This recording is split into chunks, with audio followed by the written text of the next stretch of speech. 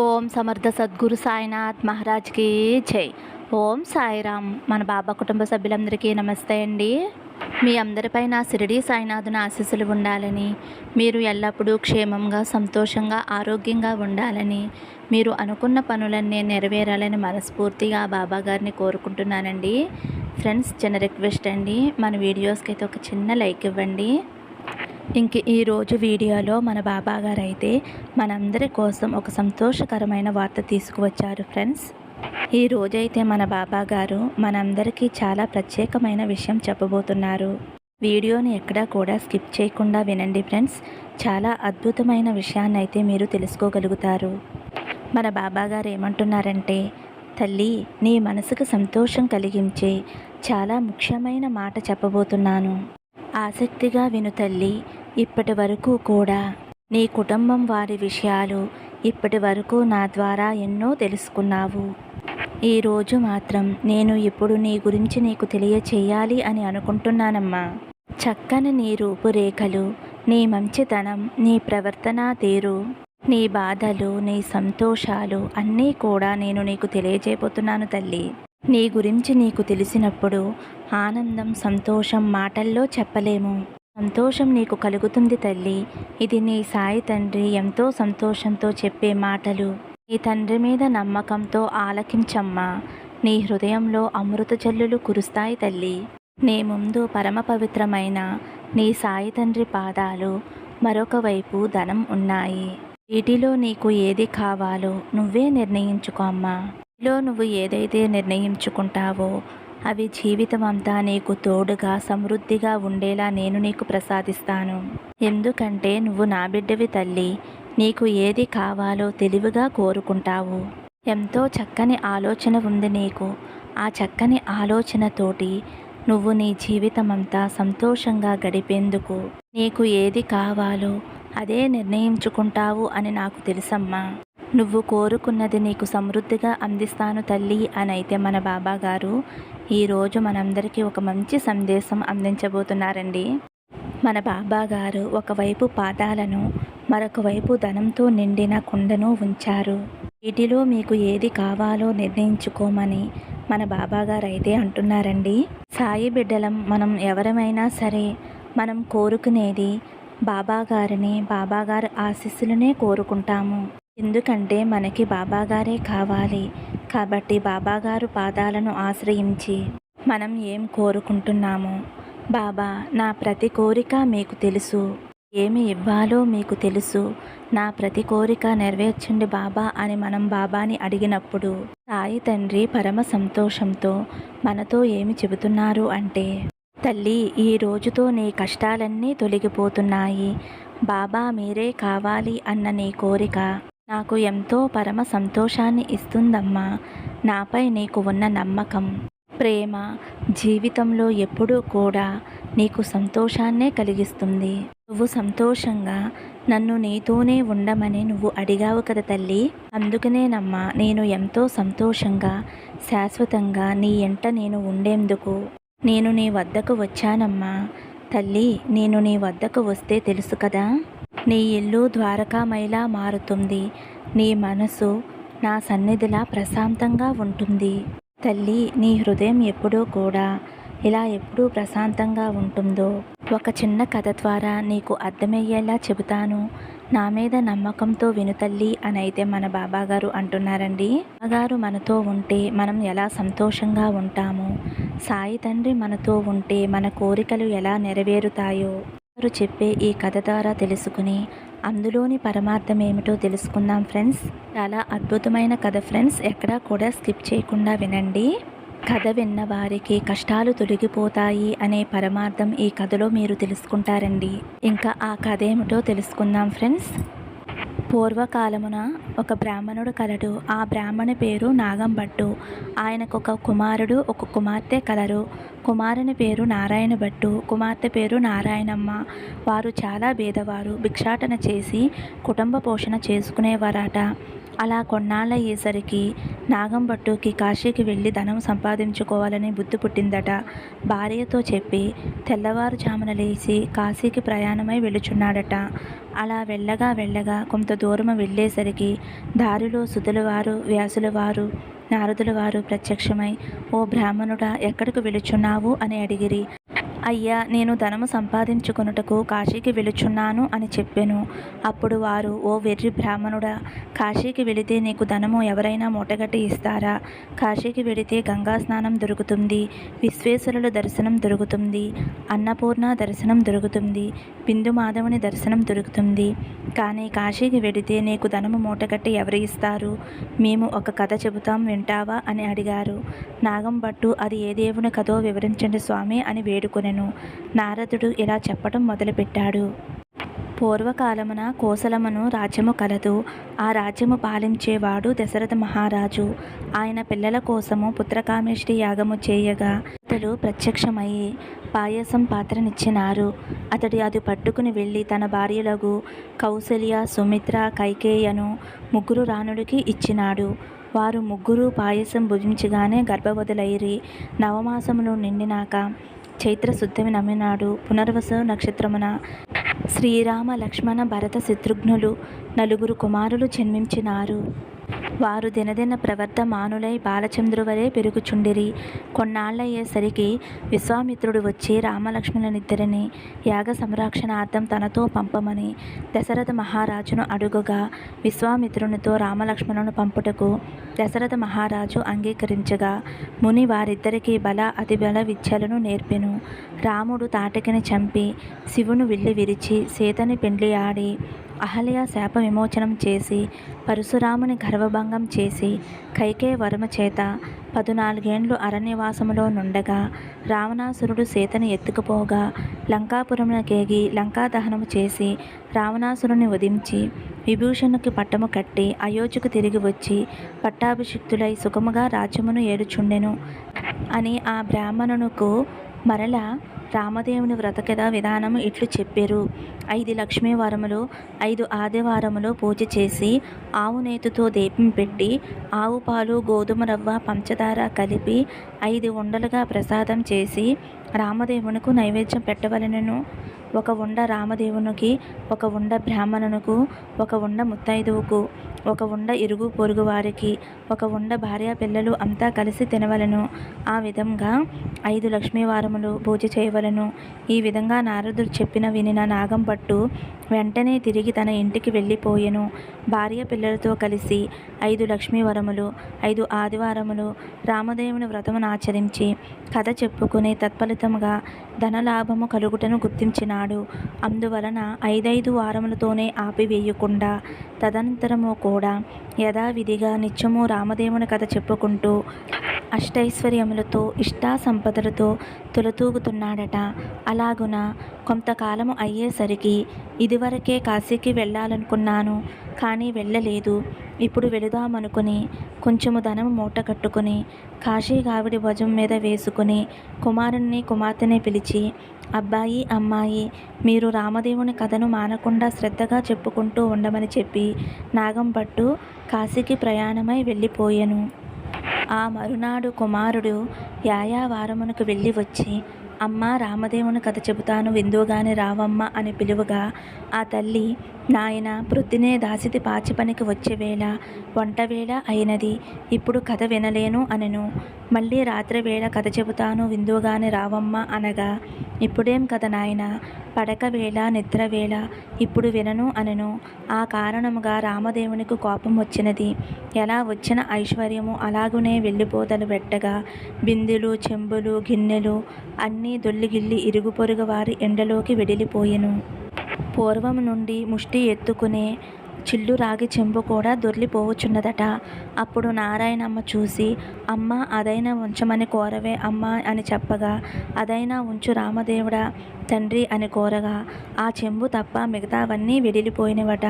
వారి గూటిలో ఉన్న వెండి కంచము కూడా దొర్లిపోతూ ఉండగా తల్లి ఆ కంచమి అంచు పట్టుకుని లాగిందట.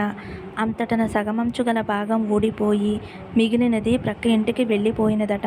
మరునాడేదో పని మీద పొరుగింటికి వెళ్ళిన నాగంభట్టు భార్య వారి ఇంటిలో ఉన్న సగమంచు కంచమును చూచి ఈ కంచము మాదే అన్నదట. అందుపై ఆ ఇంటి వారు, మీ కంచము అంచు మా ఇంటికి ఎలా వచ్చినదమ్మా? మేము మీ ఇంటికి వచ్చినామా? మీరు మా ఇంటికి వచ్చినారా? కాబట్టి ఆ కంచము మాదే అన్నారట. నాగంభట్టు భార్య, అలాగున కాదు, మా ఇంటిలో ఈ కంచము సగమంచు ఉన్నది పట్టుకొస్తానని తన ఇంటికి వచ్చి ఇంటిలో ఉన్న కంచము అంచు పట్టుకుని వెళ్ళి అంచును కంచమును దగ్గర పెట్టు చూడగా ఆ రెండును అతుక్కుపోయెను. కానీ మొత్తము కంచము మాదే అని ఆ పొరుగింటి వారే ఉంచివేసుకున్నారట. నాగంభట్టు భార్య సిగ్గుపడి లజ్జపడి ఇంటికి వచ్చినదట. అప్పుడు కుమారుడు చూసి, ఏమన్నారమ్మా అనెను. అది మాదేనని చెప్పి వారే ఉంచుకున్నారని తల్లి చెప్పెను. అప్పుడు కుమారుడు, అవును, నేను రామదేవుని కథ చెబుతాను, ఇప్పుడైనా వింటావా అమ్మా అని అనెను.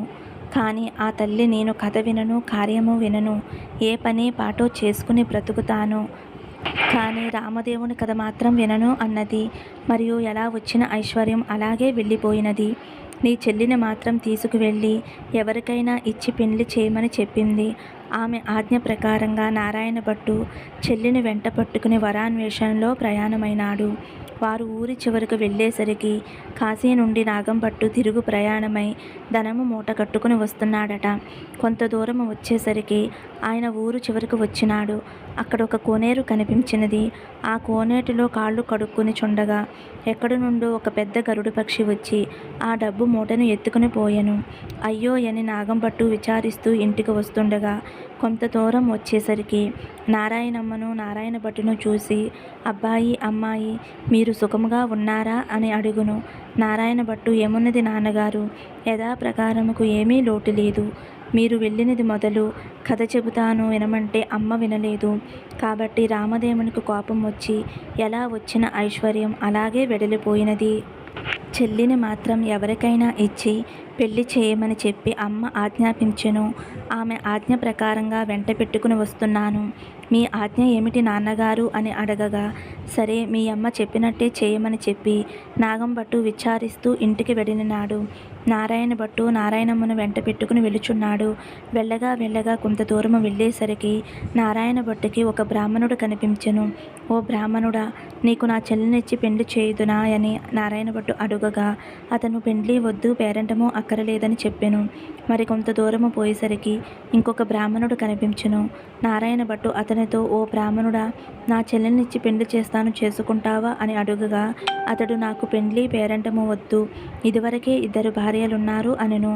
మరలా వెళ్ళుచుండగా త్రోవలో ఒక పెద్ద పూల తోట కనిపించెను. ఆ తోటలో అన్నా చెల్లెలు కూర్చుని రామదేవుని కథ చెప్పుకుంటూ ఉండగా ఎక్కడి నుంచో ఒక బ్రాహ్మణుడు యువకుడు వచ్చి పువ్వులు కోసుకుంటూ ఉండగా ఆ యువకుని చూసి నారాయణ భట్టు, ఓ బ్రాహ్మణుడా, నీకు నా చెల్లెల్నిచ్చి పెళ్లి చేస్తాను, చేసుకుంటావా అనెను. పెళ్లి చేస్తానంటే వద్దంటానా?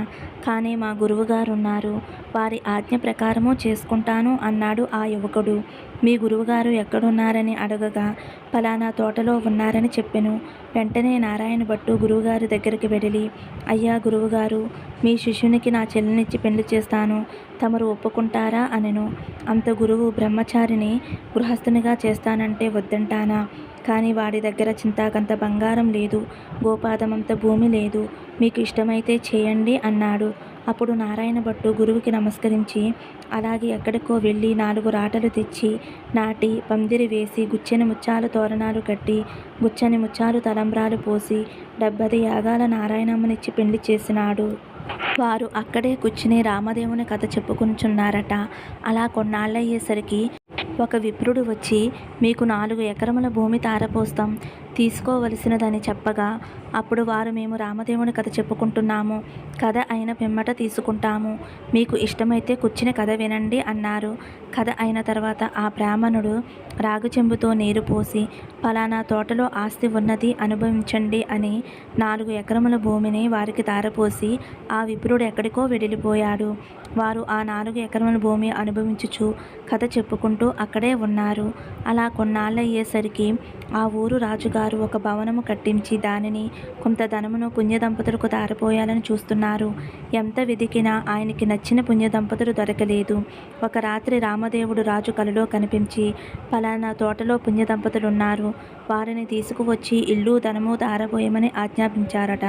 వారి ఆజ్ఞ ప్రకారము మరునాడు ఉదయమున లేచి రాజు నారాయణమ్మ ఆమె భర్త ఉన్న తోటకు 16 మంది బోయీలను పల్లకిని పంపినాడు.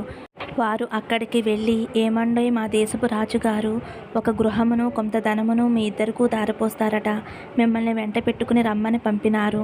కాన రావలసిందనగా వారు, మేము రామదేవుని కథ చెప్పుకుంటున్నాము, మీకు ఇష్టమైతే కూర్చుని కథ వినండి, తర్వాత వెడదాం అనగా, బోయీలు కథ విన్న తర్వాతనే ఆ పుణ్య దంపతులను తీసుకు వెడలి రాజుగారికి అప్పగించిరి.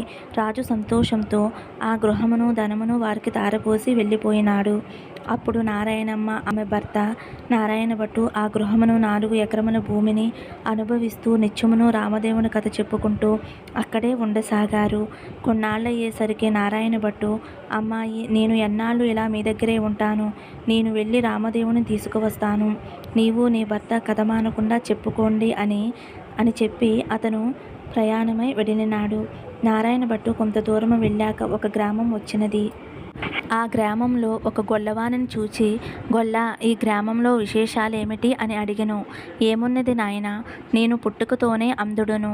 వాళ్ళు ఒట్లు పోసి నన్ను కాపలా కూర్చోమనగా కర్ర పుచ్చుకుని కూర్చున్నాను. నా అవస్థే ఇలా ఉంది బాబు అన్నాడట. నారాయణ భట్టు, నేను ఒక కథ చెబుతాను వినదవా అని అడిగెను. గొల్ల అలాగే వింటాను చెప్పమన్నాడు. అప్పుడు నారాయణ భట్టు రామదేవుని కథ వ్రత విధానమంతా చెప్పేసరికి ఆ గొల్లవానికి కొంచెం కళ్ళు కనిపించినవట. అప్పుడు అతను, ఓహో, కథలోనే ఇంత మహత్యం ఉంది, వ్రతం చేసుకుంటే ఇంకెంత మహత్యం ఉంటుందో, ఇంతకీ నువ్వు ఏ దైవానివో ఏ దేవుడివో చెప్పమనెను. నారాయణ భట్టు నవ్వి, ఇది రామదేవుని కథా మహత్యము. 5 లక్ష్మీ వారములు 5 ఆదివారములు పూజ చేసి ఆవినోతితో దీపం పెట్టవలను. ప్రసాదానికి ఆవు పాలు, పంచదార, గోధుమ రవ్వ కలిపి 5 ఉండలుగా చేసి రామదేవునికు, ముత్తైదువునకు, బ్రాహ్మణునకు, ఇరుగు పొరుగు వారికి ఇచ్చి భార్య పిల్లలతో కలిసి తినవలనని చెప్పి వెడలిపోయెను. తిరిగి కొంత దూరము వెళ్ళేసరికి ఒక రాజు విచారిస్తూ ఉన్నాడట. ఆ రాజును చూచి, నారాయణ భట్టు, ఏమి రాజా విచారిస్తున్నావు అని అడిగెను. నాయన, నా రాజ్యమును పరాయి రాజులు తీసుకున్నారు. నేను సకుటుంబంగా పరారైపోతుండగా నా భార్య బిడ్డలు దారి తప్పిపోయారు. నా అవస్థ ఎలా ఉన్నది నాయన అని రాజు చెప్పినాడు. సరే, నేను ఒక కథ చెబుతాను వింటారా అని నారాయణ భట్టు అడగగా ఆ రాజు, అలాగే వింటాను, చెప్పవలసింది మహానుభావ అనెను. నారాయణ భట్టు రామదేవుని కథ అంతా చెప్పి వ్రత విధానం అంతా వివరించెను. అంతటా ఆ రాజుగారి పరారైన భార్య బిడ్డలు, పరాయి రాజు తీసుకున్న రాజ్యము తిరిగి ప్రాప్తించెను. అప్పుడు రాజు సంతోషంతో నారాయణ భట్టును చూచి, ఏమండి మహానుభావ, మీరు ఏ దేవుడివో చెప్పవలసింది, మిమ్మల్ని మేము పూజ చేసుకుంటాను అనగా నారాయణ భట్టు, నేను దేవుడిని కాదు, ఇది రామదేవుని కథా మహత్యము. మీరు 5 లక్ష్మీవారములు 5 ఆదివారములు పూజ చేయమని చెప్పి వ్రత విధానమంతయు ఇంకొక మారు చెప్పెను. నారాయణ భట్టు మరలా కొంత దూరం వెళ్ళగా అక్కడ ఒక స్త్రీ విచారిస్తూ కూర్చుని ఉన్నది. ఆ స్త్రీని చూచి నారాయణ భట్టు, ఎందుకు విచారిస్తున్నావు అని అడిగెను. అప్పుడు ఆమె, ఏముంది నాయన, నాకు చిన్నతనంలోనే పెండ్లి అయినది. నా భర్త దేశాంతరం వెళ్ళినాడు. నా తల్లి తండ్రులు అత్తమామలు కొన్నాళ్ళు చూచి, ఎన్నాళ్ళు నిన్ను ఇలాగన చూస్తాము అని వదిలివేశారు. కాబట్టి నా అవస్థ ఇలాగున్నది నాయనా అని చెప్పినది. అప్పుడు నారాయణ భట్టు, నేను ఒక కథ చెబుతాను వింటావా అనెను. అలాగే వింటాను నాయనా, చెప్పమన్నదామె. నారాయణ భట్టు రామదేవుని కథ అంతా చెప్పి వ్రత విధానం అంతా చెప్పేసరికి దేశాంతరం వెళ్ళిన ఆమె భర్త తిరిగి వచ్చినాడు. తరిమి వేసిన తల్లి తండ్రి అత్తమామలు కూడా వచ్చినారట. ఆమె సంతోషించి నారాయణ భట్టును చూచి, ఏమండి మహానుభావ, మీరు ఏ దైవానువో చెప్పండి, మిమ్మల్ని మేము పూజ చేసుకుంటాము అని అడిగెను. అందుకు నారాయణ భట్టు, ఇదంతా రామదేవుని వ్రత కథ మహత్యము. 5 లక్ష్మీవారములు 5 ఆదివారములు మానకుండా పూజ చేయాలని వ్రత విధానం అంతా చెప్పి తిరిగి కొంత దూరం వెళ్ళేసరికి ఒక గ్రామం వచ్చినది. ఆ గ్రామంలో ఒక ఇల్లాలి ఇంటికి వెళ్ళి, అమ్మ పూజ చేసుకుంటాను, కొంచెం చోటు ఇస్తావా అని అడిగను. మా ఇంటిలో మడి ఆచారము కుదరవు కనుక ఇల్లు లేదు, వాకిలి లేదు, వెడలిపోండి అన్నదామె. అప్పుడు నారాయణ భట్టు కోనేరైనా చూపించు తల్లి అని అడిగెను. అందుకామె తూర్పు దిశన ఈశాన్య మూలగా కోనేరున్నది, వెళ్ళమని చెప్పెను. నారాయణ భట్టు స్నానం చేసి మడిబట్ట ఆరవేసుకుని ఇల్లు ఎవనన్న ఇల్లాలి అరుగు మీదకే వచ్చి తూర్పు దిశ ఈశాన్య మూలగా ఒక పుచ్చు పీటకు పసుపు రాసి బొట్టు పెట్టి అందు రామదేవుని పటం పెట్టి ఆవు పాలు, గోధుమ రవ్వ, పంచదార కలిపి ప్రసాదమును 5 ఉండలు చేసి రామదేవునికి నైవేద్యం పెట్టి కథ చదువుకున్నాడట. ఇంతలో ఆమె యువతలకు వచ్చి చూడగా నారాయణ భట్టు ఆమెకి తాంబూలము, దక్షిణ ప్రసాదమును ఇచ్చినాడట. ఆమె పుచ్చుకుని లోనికి వెడిలిపోయెను. నారాయణ భట్టు కథ చదువుకుని కొన్ని అక్షింతలు నెత్తిమీద వేసుకుని కొన్నిటిన ఇంటి మీద వేసి వెళ్ళిపోయెను. అతను ఇలాగున వెళ్ళగానే ఆ ఇల్లు ఇంద్రభవనమైనది. అప్పుడు ఆమె బయటకు వెళ్ళిన భర్త తిరిగి వస్తే ఇల్లు గుర్తుపట్టలేడని ఆ ఇల్లాలు వీధి అరుగు మీదే కూర్చుని ఉండెను. ఇంతలో ఆమె భర్త ఒడ్లు మూటలు వేసుకుని ఇల్లు కానక కంగారు పడి అక్కడ నిలబడి ఉండెను. ఆమె చూసి, మన ఇల్లు ఇదే, ఇలా రండి అనెను. భర్త, ఇది మన ఇల్లు కాదు, నేను రానని చెప్పగా, ఇది మన ఇల్లే, ఇలా ఎందుకైందో చెబుతాను వినండి. అప్పుడు జరిగిందంతా కూడా భర్తతో చెబుతుంది. ఇదంతా రామదేవుని కథా మహత్యము, ప్రసాదం మహత్యము అని అనేసరికి అప్పుడు భర్త ఇలా అంటాడు. ఆయన పూజ చేసుకుంటానంటే వద్దన్నావా? నిర్భాగ్యురాల, పాపిష్టిదానా. అతడు ఏ దిశగా వెళ్ళినాడో చెప్పమనగా ఈశాన్య మూలగా వెళ్ళినాడని చెప్పినది. అప్పుడు ఆయన మూటలు అక్కడ పెట్టి నారాయణ భట్టును వెతుకుచూ బయలుదేరును. కొంత దూరం వెళ్ళగా నారాయణ భట్టు ఈ బ్రాహ్మణునికి కనిపించెను. బ్రాహ్మణుడు, ఏమండాయి మహానుభావ, మీరు మా ఇంటికి రావలసినది, మేము పూజ చేసుకుంటాము అనేను. అందుకు నారాయణ భట్టు, మీ ఇంటికి ఇప్పుడు నేను రాను, రామదేవుణ్ణి వెతుకుటకు వెళుతున్నాను అనెను. అప్పుడు ఆ బ్రాహ్మణుడు, అలా కాదు మహానుభావ, మీరు మా ఇంటికి వచ్చి పూజ చేసుకుంటానంటే మా వాళ్ళు ఇల్లు ఇవ్వనన్నారు, కాబట్టి మాదే తప్పు, మా తప్పు క్షమించి మా ఇంటికి మీరు రావాలి అని అడుగుతాడు.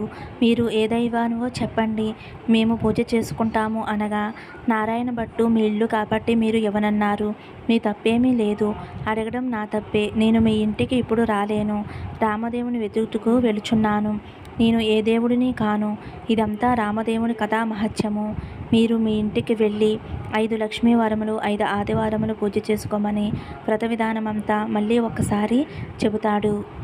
నేను రామదేవుని వెతుక్కుని వచ్చేటప్పుడు మీ ఇంటికి వస్తాను అనెను. అప్పుడు ఆ బ్రాహ్మణుడు ఇంటికి వచ్చి, కథలోనే ఇంత మహత్యం ఉంది, వ్రతం చేసుకుంటే ఇంకెంత మహత్యం ఉంటుందో అని పూజ చేసుకుని కథ చెప్పుకుని అష్టైశ్వర్యములతో తులతూగుతున్నాడట. నారాయణ భట్టు ఎండనక, వాననక, తిండనక, తెప్పలనక, అర్ధరాత్రనక అరణ్యాలమ్మట పడి వెళ్ళుచుండగా కొంత దూరం వెళ్ళేసరికి ముఖము తిరిగి మూర్ఛిల్లి పడిపోయెను. అప్పుడు రామదేవునికి దయ కలిగి ముసలి బ్రాహ్మణ వేషంలో వచ్చి నారాయణ భట్టు ముఖం తుడిచి లేవదీసి మంచినీరు ఇచ్చి, భోజనము చేదువుగానే మా ఇంటికి రమ్మనెను.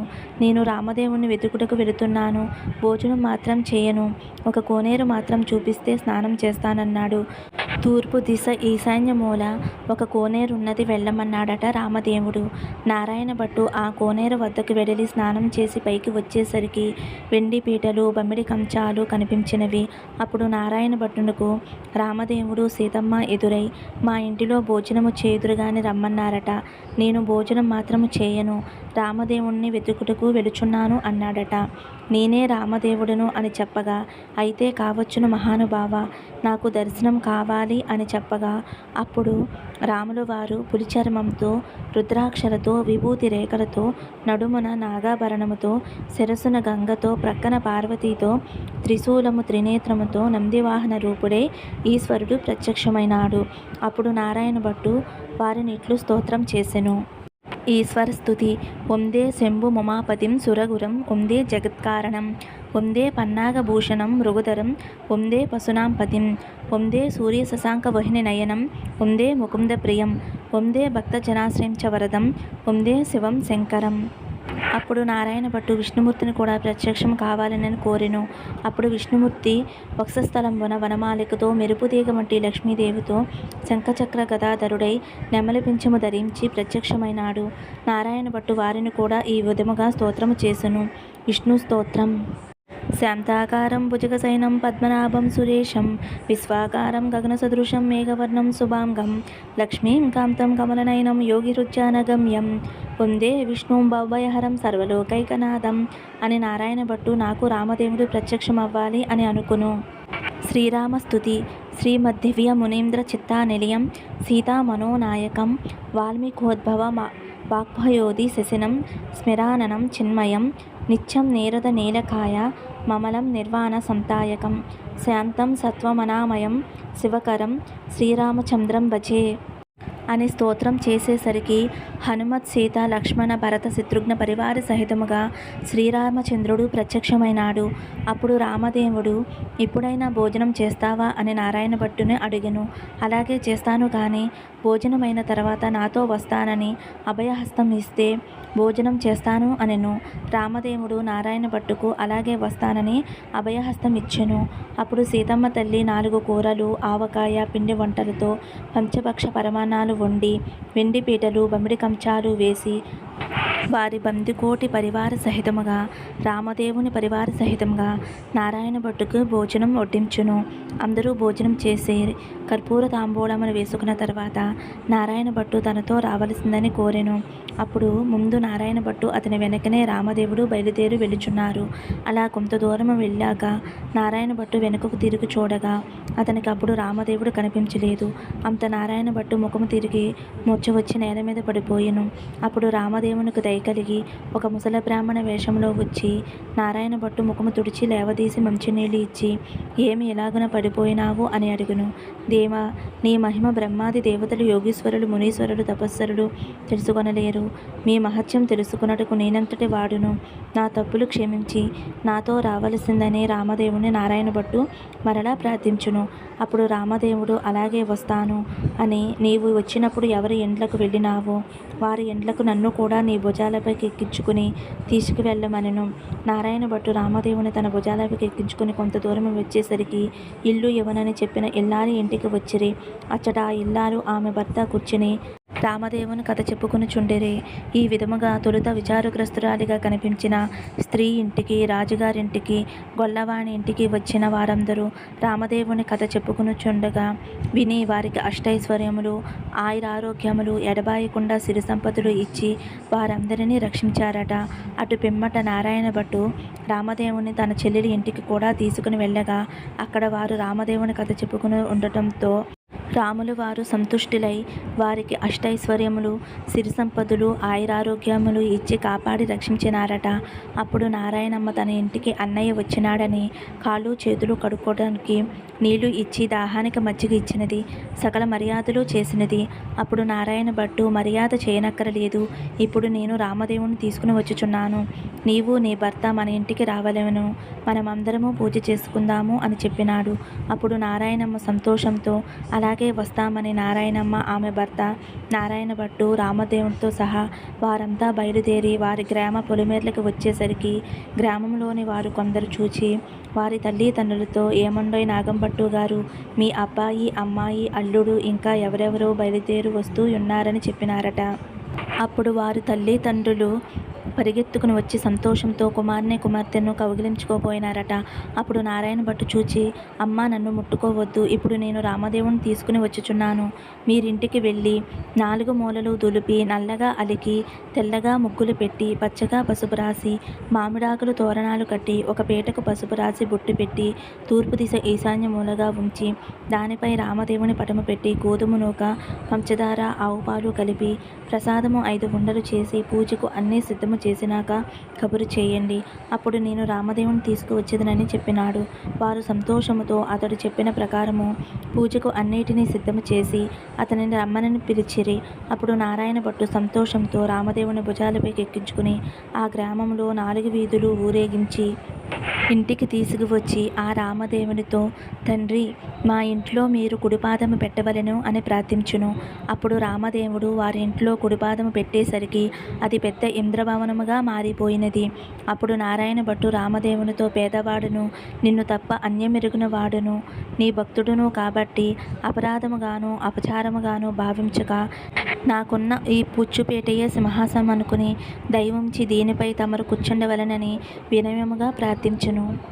రామదేవుడు ఆ పీట మీద కూర్చునేసరికి అది వజ్రాలు, వైఢూర్యాలు, కెంపులు, మాణిక్యాలతో చేసిన బంగారపు సింహాసనముగా మారినదట. అంతట సీతా, లక్ష్మణ, భరత, శత్రుఘ్నాది పరివార సహితముగా శ్రీరామచంద్రమూర్తి వారింటిలో ఆసీనులై వెలిసినారట. ఆ పూట రామదేవుని వ్రతము చేసుకుని కథ చెప్పుకుని కథా అక్షింతలు తమ శిరస్సుపై ధరించేసరికల్లా ఎక్కడి నుండో ఒక పేద బ్రాహ్మణుడు వచ్చి, ఏమండై నాగంభట్టు గారు, మీ అబ్బాయికి మా అమ్మాయినిచ్చి పెళ్లి చేస్తాము, ఒప్పుకుంటారా అని అడుగగా, పెళ్లి చేస్తానంటే వద్దంటానా బాబు, అలాగే చేద్దాము అని చెప్పి నాగంభట్టు పాకలు పందిర్లు వేయించి గుచ్చిన ముత్యాలు తోరణాలు గట్టి గుచ్చని ముత్యాలు తలంబ్రాలు పోసి నారాయణ భట్టుకి 70 యాగాల పెళ్లి చేసినాడట.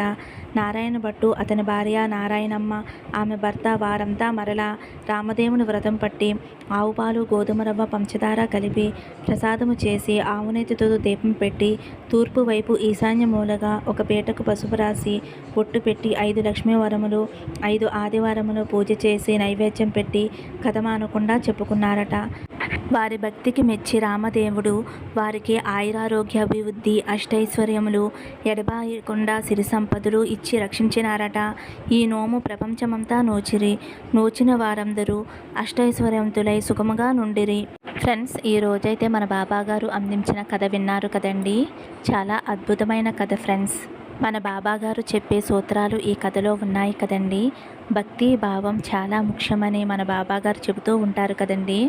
కథ విన్న వారికే ఎంతోమంది జీవితాలు గట్టెక్కాయి కదండి. కాబట్టి ఫ్రెండ్స్, మీరు పూజ చేసుకోలేకపోయినా కథ విన్నా చాలండి. ఆ రామదేవుడు అనుగ్రహం, బాబాగారి అనుగ్రహం మనకి తప్పకుండా కలుగుతాయండి. మరి బాబాగారు అందించిన ఈ కథ మీ అందరికీ కూడా నచ్చింది అనుకుంటున్నాను ఫ్రెండ్స్.